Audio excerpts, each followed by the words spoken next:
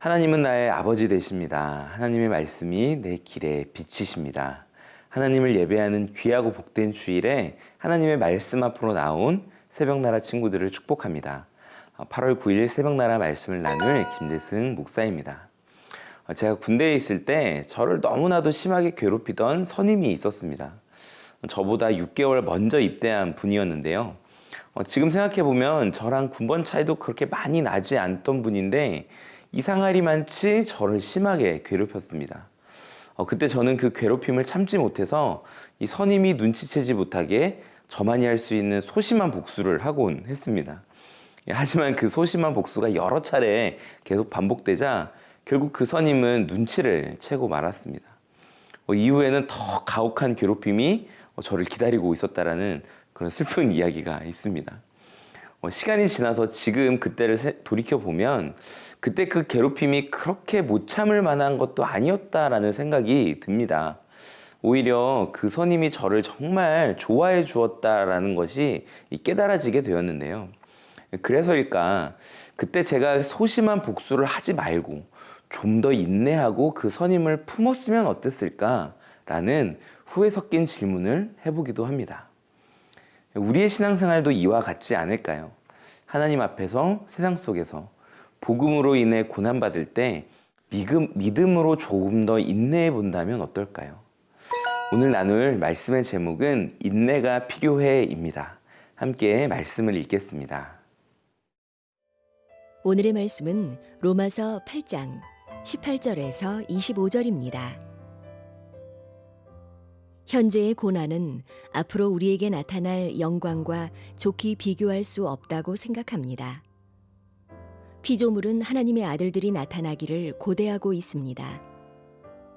피조물이 허무한 데 굴복하게 된 것은 자신의 뜻이 아니라 오직 굴복하게 하시는 분으로 인한 것입니다.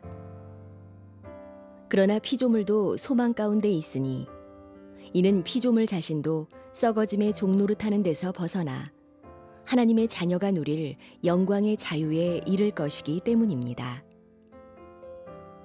우리는 모든 피조물이 지금까지 함께 탄식하며 함께 해산의 고통을 겪고 있다는 것을 알고 있습니다. 그뿐 아니라 또한 성령의 첫 열매를 가진 우리조차도 속으로 탄식하며 양자됨, 곧 우리 몸의 구속을 기다리고 있습니다. 이는 우리가 이 소망 가운데 구원을 받았기 때문입니다.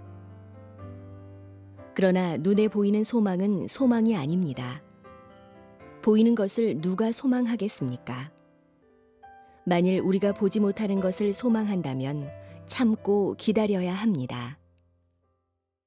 오늘 본문은 믿음의 의로운 고난을 당하며 하루하루 살아가는 우리들에게 희망의 메시지를 전달하고 있습니다. 18절 말씀을 읽겠습니다. 현재의 고난은 앞으로 우리에게 나타날 영광과 좋게 비교할 수 없다고 생각합니다. 아멘. 먼저 본문은 우리에게 이 현재의 고난을 이야기하고 있습니다. 과연 현재의 고난이 무엇인가? 이 로마서가 쓰여질 당시에 크리스천들은 예수를 믿는다는 것 그 자체로 고난을 받던 시기였습니다. 많은 이들이 로마 제국의 박해를 피해서 이 지하교회, 카타콤으로 숨어 들어갔고 빛도 없고 산소도 없는 그곳에서 오직 하나님만을 예비하기 위해 그들의 삶을 드렸습니다. 심지어 오늘 본문 이 로마서를 썼던 바울마저도 이 로마 대화재 사건 때에 이 주동자로 억울하게 지목이 되어서 그 생을 마감하기도 하였습니다. 이 모든 고난이 예수 그리스도를 믿는다는 이유, 그것 하나 때문이었습니다. 그러나 이러한 고난들이 지금은 비록 고통스러울지라도 앞으로 우리에게 다가올 영광과는 좋게 비교가 될 수 없다라고 성경은 이야기합니다. 제가 서두에 군대에서 저를 괴롭혔던 선임 이야기를 하였는데요. 그 선임은 결국 얼마 지나지 않아서 다른 부대로 전출을 갔습니다. 그 선임이 전출을 갈 때 제가 얼마나 기뻤을까요? 이전에 제가 당했던 그 괴롭힘과는 비교할 수 없는 어마어마한 기쁨과 해방감이 몰려왔습니다. 이 복음이라는 것도 동일하죠.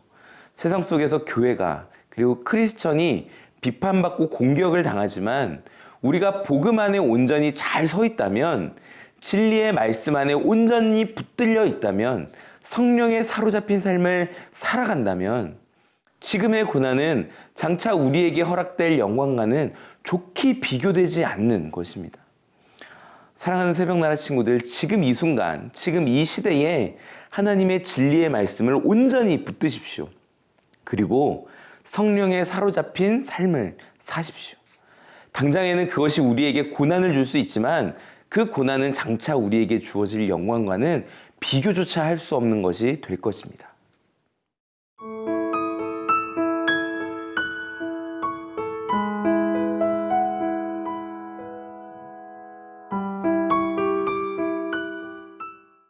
우리가 소망하는 영광의 미래는 그렇다면 무엇일까요? 24절과 25절 말씀을 읽어보겠습니다. 이는 우리가 이 소망 가운데 구원을 받았기 때문입니다. 그러나 눈에 보이는 소망은 소망이 아닙니다. 보이는 것을 누가 소망하겠습니까? 만일 우리가 보지 못하는 것을 소망한다면 참고 기다려야 합니다. 아멘. 성경은 우리의 영광은 결국 구원이라고 이야기하고 있습니다. 누군가는 이렇게 반응할 수 있죠. 고난을 이겨낸 결과가 고작 구원이라고? 왜냐하면 이 구원이라고 하는 것은 당장 우리 눈에 보이는, 우리 손에 잡히는, 나의 배를 부르게 하는 그러한 세상의 좋은 것들과는 본질적인 차이가 있기 때문입니다.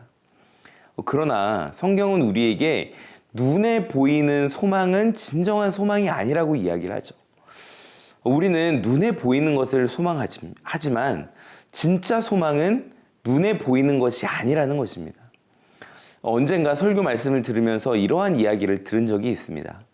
예수님을 신실하게 믿는 아들을 핍박하던 아버지가 계셨습니다. 그 아버지께서는 아들에게 이렇게 이야기를 하셨다고 해요. 너는 예수가 무리를 걸었다는 그런 황당한 이야기를 믿는 것이냐? 이러한 아버지의 말에 아들은 이렇게 대답을 하였다고 합니다. 아버지, 무리를 걷지도 못하는 사람을 제가 왜 믿겠습니까? 이 대화의 본질은 무엇인가요? 결국 우리가 믿고 소망하는 것은 눈에 보이는 것이 아니라 눈에 보이지 않는 것, 영원한 것, 인간의 생각과 이성을 뛰어넘는 것이라는 것입니다. 사랑하는 새벽나라 친구들, 복음을 위해 인내하십시오. 그러면 하나님께서 우리에게 놀라운 영광의 소망을 허락하실 것입니다. 하나님의 구원이 저와 여러분에게 임하실 것입니다. 기도하겠습니다. 사랑과 은혜의 하나님, 오늘 말씀을 통해서 지금 우리가 복음 때문에 받는 그 고난을 정말 장차해 주실 그 영광과 그 소망을 소망하며 끝까지 인내해야 함을 우리가 말씀을 통해 깨달아 알았습니다. 오늘 말씀을 묵상하는 모든 새벽나라 친구들이 오늘 하루도 그 복음의 능력 안에서 예수 그리스도를 바라보며 인내하는 하루를 살아갈 수 있도록 성령의 능력을 허락하여 주시옵소서. 예수님의 이름으로 기도합니다. 아멘.